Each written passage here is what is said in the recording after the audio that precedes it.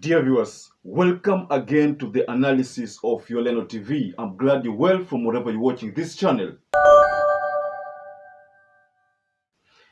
Now, this is the day that will be written in the history as the day that Raila Odinga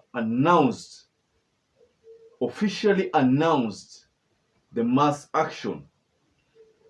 Many people thought that this was a joke until today, and I think this caught the government flat-footed because the government thought that Raila Odinga was still like alikuwa anacheza hivi kidogo, lakini kulingana na ile statement ambayo Raila ameissue leo, ikiwa ulisikiza vizuri, then utaona kwamba Raila ni mtu ambao ako na mpangilio, na serikali ni kama ilidhani kwamba leo kutakuwa na yale mambo ya kwamba town kama kitambo, unaona mawe na rushwa, watu wanapigana wapi.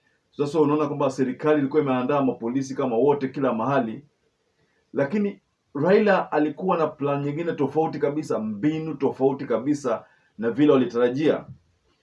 So the government expected something totally different. I think that is why I see people saying that, oh, mbona hakuingia ikulu leo?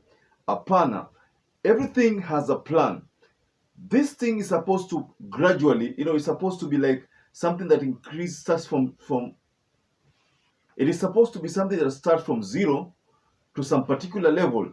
If I understand Raila Odinga perfectly well, and the statement he issued when he talked about boycotts, talked about picketing, talked about mass and peaceful demonstrations, he talked about a range of so many things.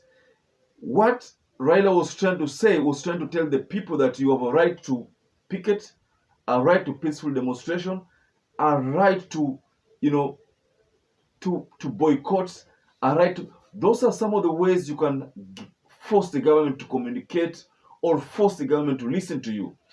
So the statement that Raila Odinga issued today changed the whole perspective of maandamano, how these people thought about it.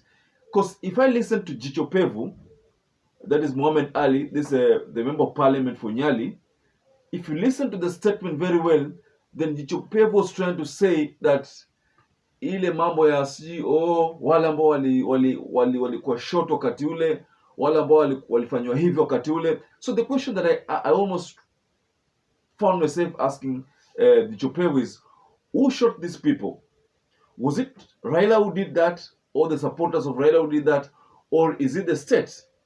And allow me to remind Jicho Pevu of 2013 when Raila was still in CORD. The shootings occurred, but then the question is, who shot? Back then, I think the deputy president was William Samoei Ruto. Why aren't they talking about 2013 to 2017? The kind of injustices that happened during that time. Why are they only focusing on 2017 to 2022? Because they want to politically cleanse certain leaders and blame certain leaders on the mess which are supposed to be for certain leaders. This is the reason why you find that most of these people, they only talk about the handshake. And it's evident that Raila Odinga is not interested in any kind of handshake. Well, I've been following this prayer, the public barazas. I've been following the remarks of Raila Odinga. I have never seen or heard him talk about wanting to talk to William Ruto. If anything, I remember when during the campaigns, Raila made it clear that they cannot work. He can't work with with Ruto. So I don't think there is anywhere hakuna mahali popote pale Raila amewahi kutaja kwamba anataka handshake. No. In fact, in the previous regime, Uhuru is the one who approached Raila for a handshake. But the handshake thing did not mean that Raila Odinga was part of the government. Raila was just an advisor. But mind you, I don't know, it's not proper to be blaming these people all the time, because during that time there was the issue of Corona, then there was the issue of Ukraine and Russia. And then I remember sometimes about 2 months ago, 3 months ago, when William Ruto was being interviewed, I think it was one of these, was it Al Jazeera or CNN? But it was in this US African Heads of State tour. Then it said that one of the reasons why there is this issue of food prices or the high cost of living is the Ukraine and Russia war. But what Jicho Pevu, Malala, and the rest of politicians within the Kenya Kwanza government are trying to say, they are now apportioning blames to Uhuru, a thing that is contradicting what the president said. So these politicians are contradicting what what Ruto said. Ruto said it is all about the Russia war, it is all about the corona thing, that these are things that they are beyond their control. So earlier on in April, he said he gave a different narrative to it. But in that interview, he confirmed to the people that it is all about the Ukraine-Russia war. It is all about Corona. So the mere fact that this propaganda is being peddled about 15 billion, that it is the reason why now unga ni 200 na, that is the reason why now uto imepanda, the reason why rice imepanda. This is total lie. Okay, fine. Let's assume Raila Amolo Odinga bought maize worth of 15 billion. And what was the intention of buying all that maize?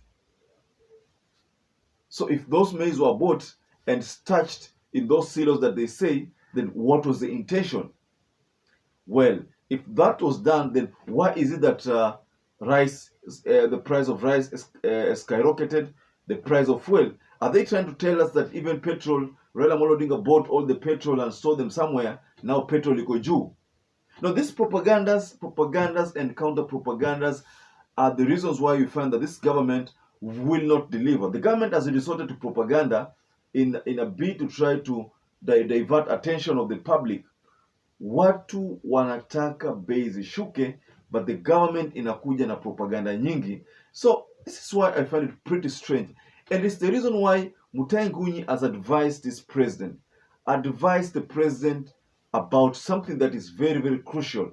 MUTAHI Ngunyi has told the president this: Dear Ruto, what country needs now is leadership, not politics, but leadership from you and leadership from Babaman. You have half the country, he has half the country.